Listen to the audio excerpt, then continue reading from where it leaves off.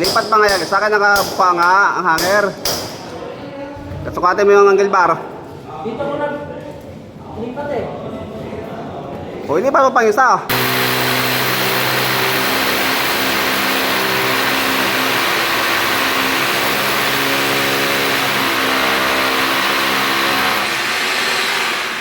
Nagkuhan na pala sa India eh.